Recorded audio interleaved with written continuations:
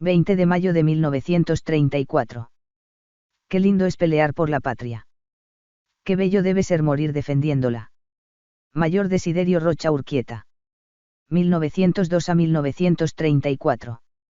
Guerra del Chaco. El bravo capitán Rocha había venido al mundo en la ciudad de Cochabamba el 11 de febrero de 1902. Había hecho sus primeros estudios en la Escuela Bolívar, y cuando cumplió 17 años de edad ingresó al Colegio Militar del Ejército. Para seguir la carrera de las armas. Rojas Silva, Boquerón, Arce, Kilómetro 7, Gondra, Conchitas y Cañada Cochabamba, son testigos fieles y severos de su glorioso camino. Fue uno de los pocos que con los restos del bizarro regimiento Campos se quedó a resistir la avalancha enemiga en Kilómetro 7, después del repliegue de Allihuata. Ascendido por méritos de guerra al grado de capitán, en marzo de 1933, había pasado en mayo al valeroso campero quinto de infantería. Luego, a principios de 1934, era profesor y subdirector de la Escuela de Oficiales de Reserva que había sido instalado en el condado, Vallivian. Después había pasado a comandar el batallón Rocha de ametralladoras, la mejor reserva que tenía el primer cuerpo de ejército, arma a la que profesó intensa afición y cariño, como lo demuestra la siguiente narración de un excombatiente que luchó a su lado. Pasaría media hora, de pronto se incorporaron todos los del regimiento 36. Hubo un momento de sorpresa. Nadie articuló una palabra. Y, tras un instante de suspensión, hubo un estrepitoso clamoreo. El himno nacional.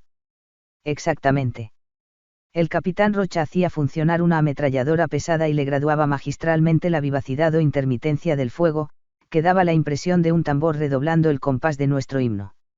Recordándolo mentalmente o tarareándolo, coincidía inconfundiblemente la música con el bien medido tableteo. El himno nacional en ametralladora era su especialidad. El infatigable Rocha, el patriota de corazón, supo cumplir el juramento que había hecho a su esposa de defender a su patria hasta morir, como se ve en los siguientes acápites de una de las últimas cartas que había escrito un mes antes de ingresar al Templo de la Inmortalidad. La razón por que durante varios días no te haya escrito, le dice, es la de mis recargadas ocupaciones. Cubrimos el sector Conchitas, donde actuó como jefe de Estado Mayor de destacamento. Mi batallón de ametralladoras se portó con lujo de coraje. Me llegó el momento de vengar la muerte de mi hermano Walter. No desmayé un solo momento, en mi faena trabajé de día y de noche. Había que exterminar al enemigo, y así lo hice. Las pilas envalentonadas por el alcohol que beben antes de entrar al combate, nos asaltaron 5 veces consecutivas durante el día y en las noches hasta 3 veces. Después de estos ataques, el enemigo, en su mayor parte, quedó tendido sin vida en el monte, los sobrevivientes retrocedieron llevándose gran número de heridos. He cumplido el deber de boliviano y la obligación de hermano. Esto no quiere decir que aquí he terminado. No he de perder ninguna oportunidad para cumplir mi juramento de defender mi patria hasta morir. El día de ayer vino el presidente, doctor Salamanca, quien me felicitó 2 veces delante de la tropa en formación. Muchos actos de heroísmo realizados por Rocha, posiblemente los más meritorios, permanecen ignorados.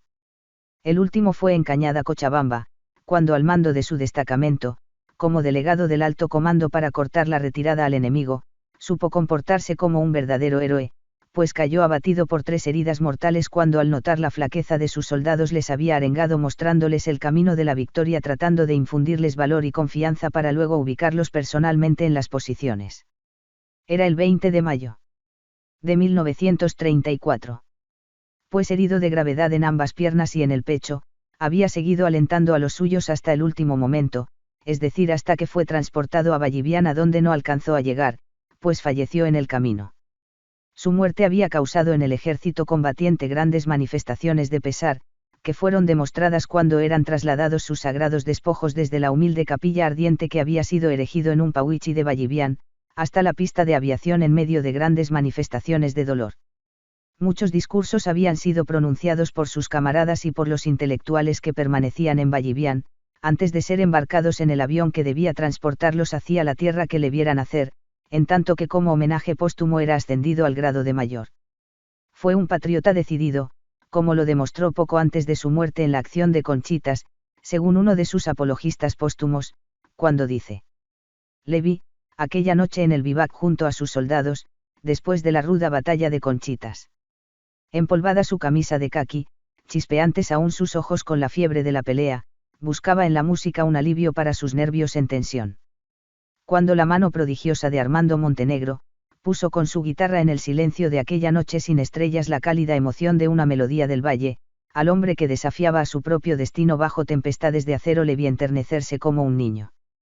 Qué lindo es pelear por la patria. Nos decía, con esa proverbial llaneza criolla. Qué bello debe ser morir defendiéndola. Lo único que quisiera, después de cada combate es besar a mis hijos, y abstraído parecía pensar en su riente campiña lugareña. La guerra con el Paraguay. Coronel Julio Díaz.